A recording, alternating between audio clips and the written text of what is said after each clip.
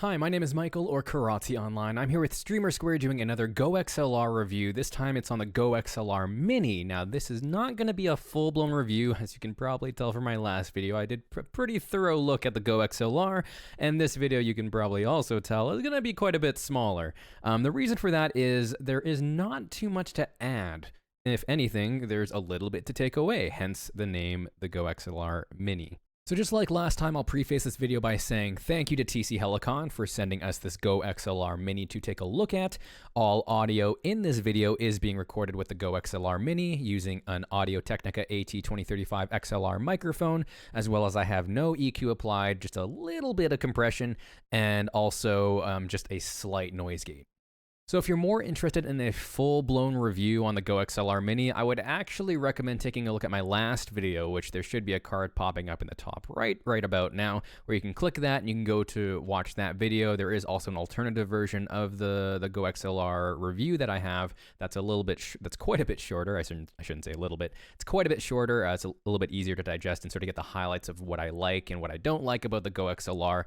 And the reason for that is this is not going to be, again, like I said, a full-blown review. This is going to be more of just a little bit of a comparisons video and just sort of my quick thoughts on what the GoXLR Mini has to offer and sort of why it might be a more of a better choice for a lot of streamers out there as opposed to the full-blown GoXLR.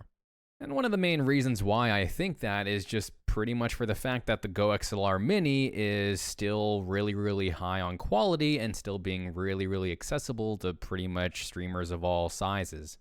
TC Helicon has, cut the GoXLR in half, but it's not like they changed up the internal parts and sort of reduced the quality of the product. All they've done is cut down on features, so you're paying less for less features, which is perfectly fine. I think the GoXLR, the regular sized version, is really for those streamers that want to take the next step in their audio production and to be entertainers, being able to use the voice changer and the sampler to really high degrees to just produce some excellent shows.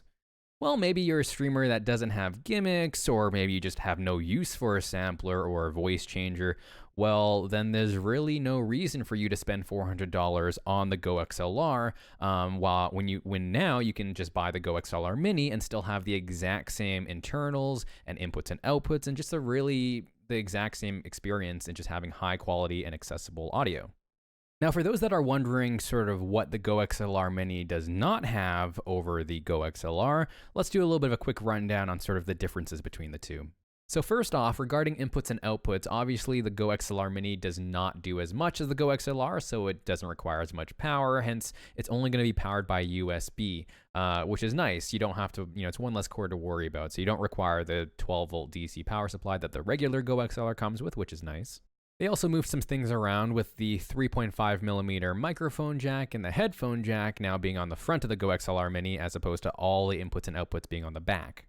So there is also slightly less customization when it comes to sort of the physical look of the GoXLR Mini. If you notice above the faders, there's no longer any screens. So that's one area that you can't customize anymore. It just has the mic, the chat, the music, and the system volume for you to have above the faders. Now, that doesn't mean that you can't customize what those faders actually do. You can still do that. It's just that you'll have to bear in mind and make sure that you remember what those faders' purpose is, because it won't reflect that on the actual GoXLR. Additionally, in the global settings of the software, you actually do have to check mark or uncheck, I guess, there is a setting that says lock fader position to labeled outputs. So what that means is when you actually have that checked, if you go to the mixer section of the software, it won't let you customize what those faders' purpose actually is. So if you do want to actually sort of have a little bit more advanced control over the audio, you'll want to make sure to uncheck that. You'll just have to make sure that if you do change what the music fader does, you'll just, be aware of that.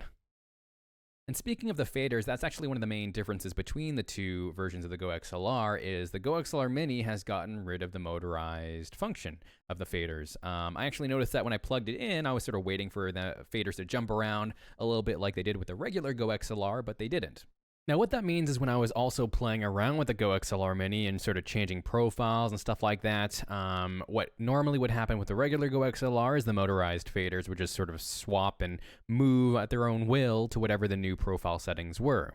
Now, what TC Helicon has done to sort of make it where you when you switch profiles, it'll still adjust to the new settings. While the motorized faders don't automatically go to what the new levels are, you can see on the sides of the faders, there's the LEDs that sort of represent what the actual volume is.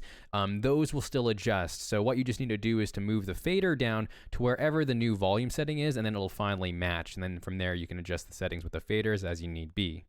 And I mean, this is perfectly fine. It was just sort of a nice feature to have with the motorized faders, but obviously just, reducing the size of the product as well as just cutting costs. It was just something that they had to remove to make sure that they could make it more cost efficient for everybody.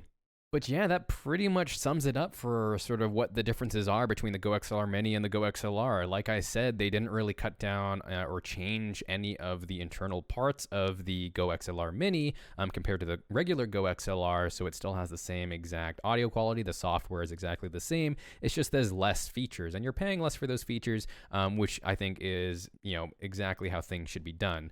They didn't skimp out on sort of the quality or sort of how easy it is to use the product. So in terms of the inputs and outputs, though, I'll just make one quick note. I would have liked to see the 3.5 millimeter headphone jack and the microphone jack on the back of the GoXLR Mini, just sort of the exact same what they did with the regular GoXLR, where all of the inputs and outputs are on the back of it. The reason for that is all of my cords sort of hang back on the back end of my desk, and especially considering there is no 1/4-inch jack option for my headphones, I have to use a 3.5 millimeter adapter, which attached when I attach it to the 1/4-inch jack, it extends out really far out, and it juts out far in front of the GoXLR Mini, which just doesn't really look good. So that's just sort of a minor thing for me personally. It would have been nice to just keep everything on the very back and just keep it nice and clean. And they still have sort of that groove underneath the GoXLR Mini where you can sort of route cables through, whether you want cables to go just directly underneath. But I tried doing that, and it just, as well, it sort of bends the cord at the connector, and it just doesn't really look that great still. But yeah, I guess that would probably be my only issue with the GoXLR Mini. Other than that, all my pros and all my cons are pretty much exactly the same. I mean, some of the cons don't even matter for the GoXLR Mini. For example, the issue that I had with the screens not being at a better angle to view them with the regular GoXLR. I mean, there's no issue with that with the Mini since there are no screens to deal with. And they are still even having a stand coming out in January, actually, for the regular sized GoXLR, which I will definitely have to look into since that will allow you to adjust the viewing angle to properly see the screens. So that'll be nice to have.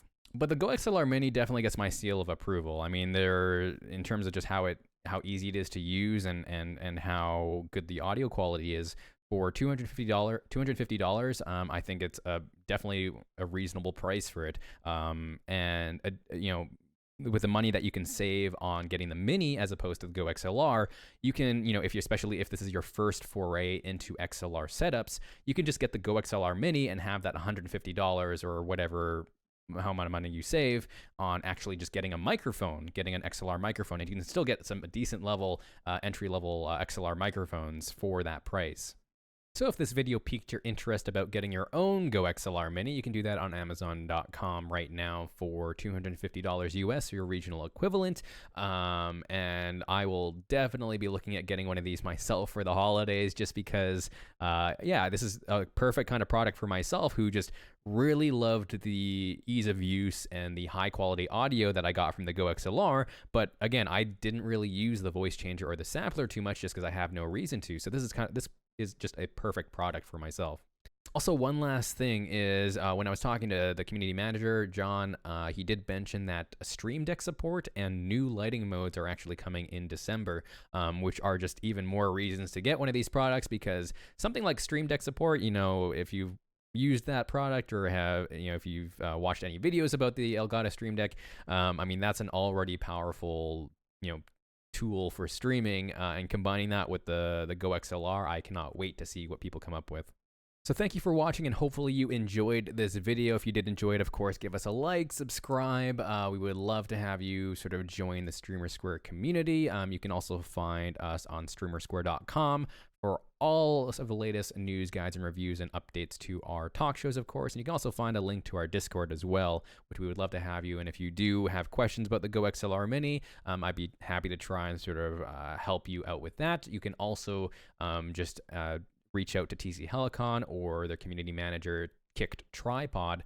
John is excellent at answering questions about the GoXLR products, and he did a really great job in answering my questions about it as well.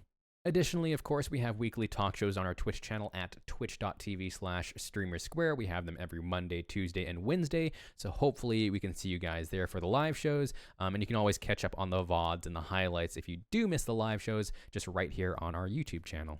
And last but not least, if you want to keep up to date on everything and sort of interact with us on social media, you can find us at StreamerSquare on Twitter, and you can also find myself at Kiratze on Twitter also.